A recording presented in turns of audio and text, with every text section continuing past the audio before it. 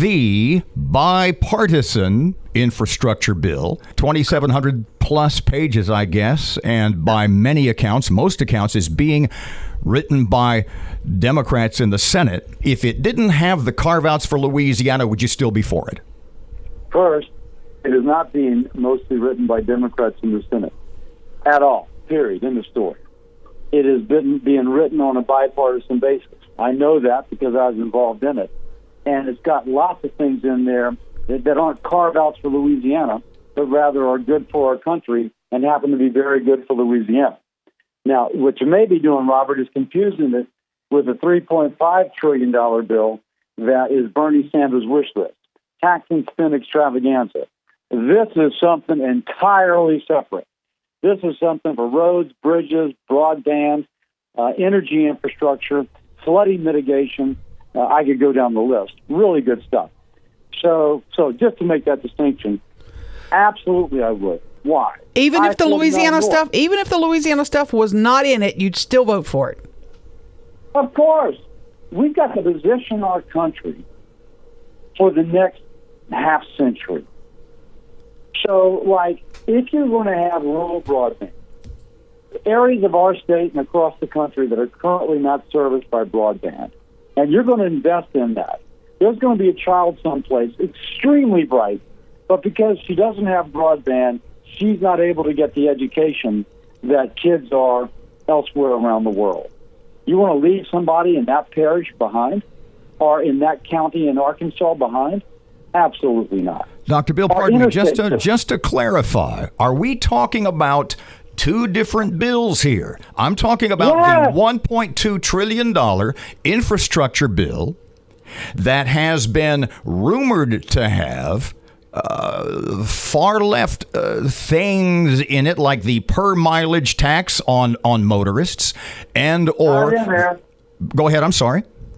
That's not in there. Well, which bill am I talking about? Are there two separate infrastructure bills? No, there is two separate bills, and the $3.5 trillion tax and spend extravaganza has all kinds of things. Every Republican in both House and the Senate will vote against that. Well, which is the 2,701 page bill? Is that the one we're talking about? So that is the true infrastructure bill. And so that's the one that really is roads, bridges, broadband, energy infrastructure, flooding mitigation, dredging of the Red River and other things. That's the bill we're talking about, not the $3.5 trillion extravaganza for a Democratic wish. Just to clarify, the one we're talking about does not have the per mile tax on motorists. The one we're talking about does not have amnesty for illegal immigrants. It doesn't have Green New Deal stuff in it. We're talking about two different bills here. Correct. Absolutely. Absolutely. Absolutely. And people confuse the two. And so if you present the bill we're talking about, that really is infrastructure, 86% of Americans like it. If you start confusing it with the $3.5 trillion tax and spend extravaganza, all of a sudden, oh my gosh, I don't like that. You shouldn't like it. That's the wrong bill. If you want the real when you go on Laura Ingram's Fox show, it was she wrong too? Are you getting beat up about nothing here? Correct. I'm getting beat up about nothing. Let's think about this. There's money in this bill that could complete I-49 North and I-49 South, meaning that from New Orleans all the way through Shreveport, through Arkansas, etc., that no longer has uncompleted sections, traffic moves. What's going to happen to the economies of the towns along I-49 once it becomes a better thoroughfare? There's money for dredging. There's money for ports. So think the port of Bossier, Shreveport, or the dredging of the Red River. The Army Corps will have money to do that. There's $2.5 or $3.5 billion for flood mitigation for those areas that have been flooding. Hey, I remember going around with Sheriff Whittington in the middle of the Red River, and I didn't know where the shore was. There was so much flooding in Bossier. There is money for sewer and water and drainage. So in the great freeze of last year, and I see pictures of busted water pipes in Shreveport with frozen water and the inability to fix it, and folks are calling me saying they just literally don't have water. There is money for communities to fix that. Senator Cassidy, Now, I'm a little bit confused, and maybe I'm looking at the wrong thing. Is this the infrastructure bill that's 2,700 pages long or something like that? Because in that one, Section 13002 says, quote, National Motor Vehicle Per Mile User Fee Pilot. There is that section. That's not the section I wrote, but I promise you there is no user fee being assessed. It's in it. It's in it.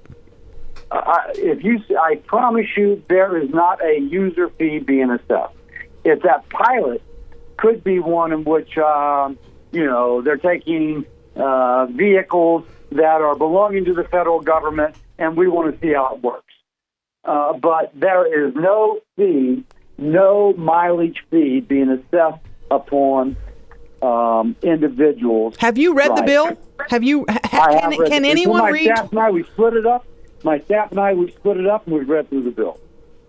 Well, I urge them to look at that 13002 because that's what it says, and that is very scary. I can promise you there is. Let's see. There is no. It's called a vehicular mile tax. There is no vehicular mile tax being done. All right. You'll vote for this one. You're going to vote against the other one, correct? Absolutely. The other one's crazy. This one is about. This is what is about. Getting our country, creating jobs now, creating jobs tomorrow, jobs in the future, making our country more competitive and more productive, trying to make it so that everybody has access to clean water, they lower their risk of flooding, that they get access to broadband internet if they don't have it now. This is the direction our country needs to go in.